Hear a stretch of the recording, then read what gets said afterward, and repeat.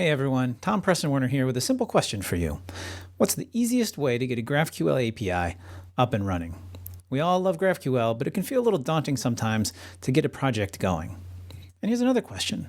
Can it be easy and maintainable? Can you keep things in an orderly fashion over the long term? Well, that's where Redwood JS comes in. Redwood JS is a full-stack app framework, perfect for everything from rapid prototyping to building startups. I've been working on it for the past 2 years, and I think it's become something really useful, both on the front end and the back end. Let me show you what a Redwood JS application looks like. On the front end, we have a web application, single-page app, React-based. And on the back end, we have a Node.js-based API written in JavaScript or TypeScript. The front end talks to the back end using Apollo client and speaks GraphQL to the back end, where we use GraphQL Helix and envelop to create the GraphQL server. In your business logic, you'll use Prisma to talk to a database. While Redwood JS provides the front end and the back end, today I'm going to focus mostly on the back end and creating the GraphQL API. So let's go look at some code. Okay, so the first thing I'm going to do is create a new Redwood JS app using yarn create Redwood app, and I'm going to make a simple music app, so I'm going to call it tracks. This is going to fetch all the dependencies, run yarn install, etc. Usually takes a little while, so let me speed that up for you. There we go. I'm going to go into that directory, and I'm going to open up a VS Code from there. First thing I'm going to do, I'm going to grab a terminal window here, and I'm going to make this a Git repository so you can more easily see what files I'm changing. Okay. So here's a Redwood JS application folder structure. We've got the web side that I talked about, the front end, and we've got the backside API. And in here, we can find in the DB folder schema.prisma. This is the Prisma schema file that's going to tell us what our database looks like. There's some sample data in here. For me, I want to have an artist table, and that's just going to have a name that is a string.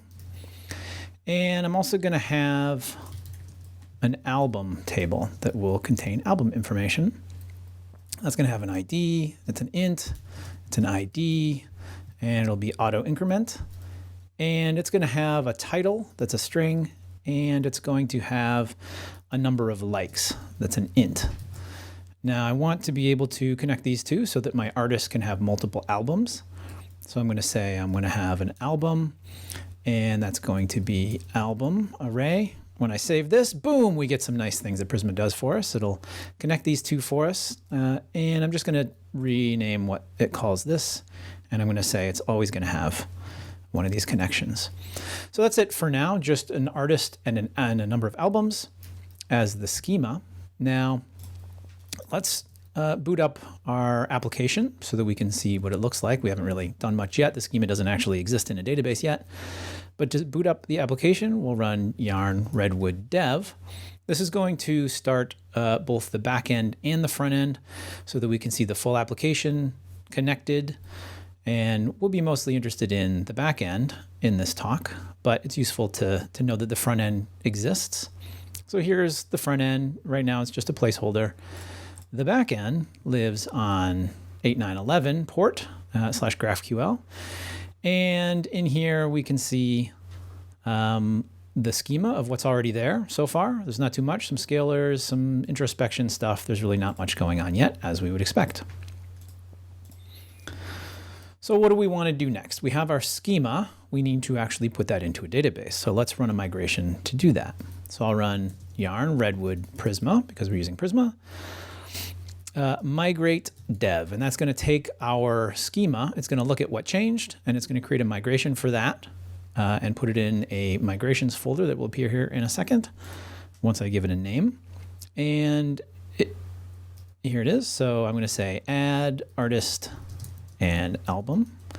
So now it will create this migrations folder for us. This allows us to easily then deploy these migrations into a production server eventually. And so now we have the schema established inside the database. Okay, great. But it's not very interesting until there's some data. So we can put some data, some sample data into the database using this seed file here. I've handily got some seed data over here, so I'm just going to wipe out this file. I'm going to paste in mine. This is just a bunch of sample data that it's going to input in there. And I can put that into the database using yarn redwood prisma db seed. So that'll run that file and just enter that sample data into the database so that we can play with it. So there we go. That's done.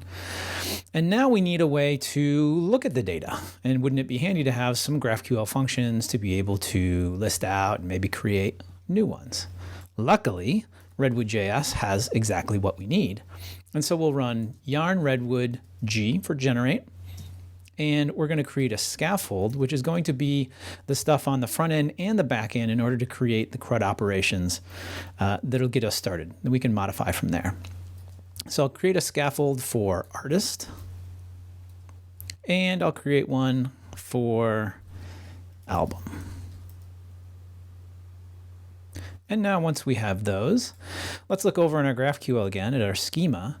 You'll see now that there's a bunch more stuff in there. So we have a bunch of queries around albums and artists, as well as creating and deleting and updating.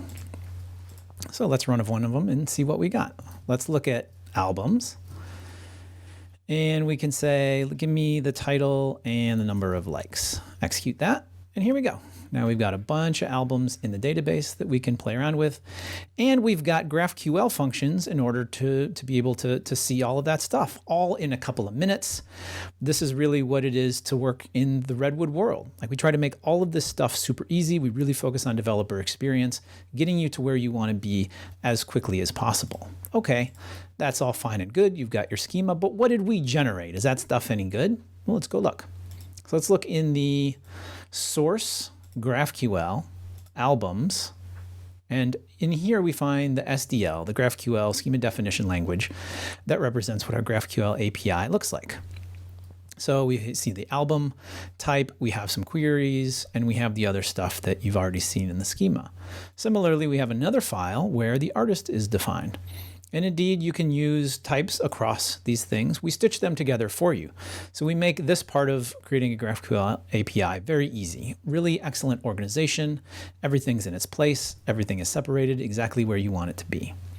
So how are these implemented? Let's look in services. A service is a chunk of your GraphQL API split up by functionality.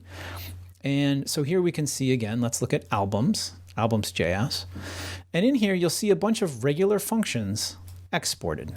They each take arguments, perhaps, and this will look familiar to you. It looks very similar to what you might put in your resolvers if you're creating one big giant resolvers object. The nice thing about Redwood JS is that we will automatically map the names of your queries and mutations in your SDL file to JavaScript or TypeScript functions that are exported. So, for instance, in the SDL, you have the albums query, and in the albums.js service implementation, you have an albums function. And this is how we match them up. So we simply look for exported functions of the same name, and that's how we map them. And you'll see why this becomes important later on. So, okay, here's the implementation. These are simply Prisma calls that you make. Simple stuff, not too complicated. And if you want to change this stuff, you can go in and customize this to your heart's content. If you want to get rid of the ability to create an album via GraphQL, you can simply delete this implementation, delete the statement from the SDL, and you're done. Now let's look at what it looks like to create another query. So let's go into albums and say, I want to have the ability to find popular albums. So I'll create a new query called pop albums, and it's going to return an array of album, and none of those will be null. And I'm going to add this require auth directive on it, which I will show you what that's for later on. It's underlined here because it says service not implemented. So we have some nice things that we do in VS Code to help you out. And one of these is to let you know that, hey, you defined this in the SDL, but you haven't written the service for it yet. Okay, great. So let's go write the service implementation, the resolver for this. It's going to look a lot like albums. So let's export const pop albums, and that's going to be a function, no arguments, and it's going to return the DB of the album table. I'm going to find many of those, and I'm going to, let's say we want to order all of the albums by likes in reverse, descending, and then take the first 10 of those. So with Prisma, we can say order by likes descending and take the first 10 of those. So let's save that. And let's go over and see if that's now available after the server reloads. So we should expect to see pop albums, and indeed there it is. And let's get back the title and the likes. Execute that. And so here we go. Now we have some albums, and the likes are ordered by descending order. And let's see, there's only 10 of them. So great. We've implemented a new function, a new GraphQL query. As easy as that. It makes sense. We export a function. It's very easy to sort of separate it from all of the other ones. And it's as easy as that. So this is the magic of Redwood that you've seen so far. As easy as that to get your GraphQL API up and running, add something to it. Now let's go a little bit further. Let's say I want to add a new service and add something on that, right? But I'll do it by hand this time. So in our GraphQL, I'm going to add something. I'm going to call it info. It'll be our info service. And in there, all we have to do is we, just like the other ones, export a const. It's called schema, and it's going to be GQL, GraphQL, and in there we have our query type that will extend. And I want to create something that's going to give us back a single album, the most popular album. So I'll call it the top album. And it's simply going to reply with a album, and I need my require auth directive. So let's save that. It's the error, no implementation. So let's give ourselves a little quick shortcut here. And this is going to create the implementation for us and stub it out now in the info service. We'll clean this up a little bit, no arguments. And so you remember how those functions that the resolver functions are now just regular JavaScript functions? Well, that means we can import them. So let's import pop albums from the album service. And because we already have that available, let's just pull the first one off of there. So let's get all of the popular albums. We're going to call that, we have to await on it because it's async. And then let's return albums 0. Let's just return the first one. And of course we used await, so we have to make this function async. So let's save that. And now we would expect after the server restarts that we will have a new query called top album. And so let's see what the title and the number of likes are in there. Oops, likes, plural. So here we go. We've got 9808 likes. That's the top album, just as we expect. So that was pretty cool, right? We can import those resolver functions and use them other places and services. So it really gives you a way to separate out your backend functionality, your business logic in a logical way, which gives you long-term maintainability and makes it really easy to look at and understand what's going on. Another cool thing about GraphQL is that, of course, you can traverse things. So let's say we want to know who the artist is and get their name. We can execute that. Boom, there's their name. And of course, we can go deeper. We can say, maybe I'm on my homepage and I want to show the top album and recommend to you some of the related albums. So I'll say, okay, well, what are your albums of this artist? And I want the title and the number of likes so I can display those on the homepage. And it appears that I named this thing incorrectly, actually called album. Okay, so here we go. Now we can see the related albums. Don't you love GraphQL? So cool, isn't it? But wait, there's more. Let's talk about those directives that we saw. So remember albums and the require auth directive. Well, let's see what that does. We in Redwood land, we call these secure services. That means that out of the box, every GraphQL query and mutation that you do is going to be secured by default. Now, we haven't installed any authentication, and Redwood JS makes it really easy to add third-party authentications like OAuth or Netlify Auth, or you can roll your own and have it stored in your own database. And we have an entire functionality called DB Auth to do that. So when you do that, require auth will actually start doing something. Right now, it will just allow everything to come through as you've seen here. There's no authentication necessary. Well, let's look at how require auth is implemented, and that's up here in the directives folder. So require auth comes in, it says, here's what it looks like in the SDL LAN. This gets merged in. And this is a validation directive, which means it's going to either accept or reject your access. And in here, we're calling this application require auth, which is up here, and it just pulls something from source lib auth, this require auth. So let's look at that. Source lib auth. And in here is require auth, and it calls is authenticated, which just returns true. So if we come in here and we say, well, instead of doing that, I'm going to fake being an authentication service. What if I'm not authenticated and I'm going to throw a new authentication error, and it's just going to say nope. Okay, so now we will expect that our queries aren't going to work. Now we've forced that there is no, everything is unauthenticated. So let's try running this again. And here we go. Nope, unauthenticated. And now nothing that uses require auth is going to work. So let's say we wanted to get album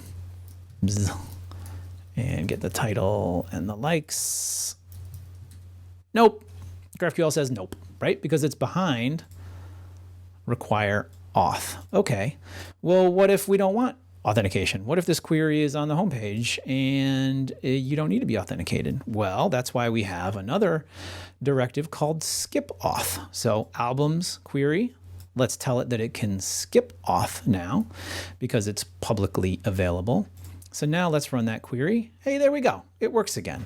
So authentication can be built right into your SDL files. You have it available on a very fine-grained basis by query, and you'll see it on mutations. And that then is integrated with all of our authentication techniques, making it super easy. So what if you want to create your own? There's another type of directive called a transformer directive, and I'm going to show you what that means. So let's generate one. Yarn redwood generate directive. And let's say I want to, if you have a subscription to my service, then you're going to get all the data you want. But if you don't have a subscription, then I want to limit the number of records that you can get back.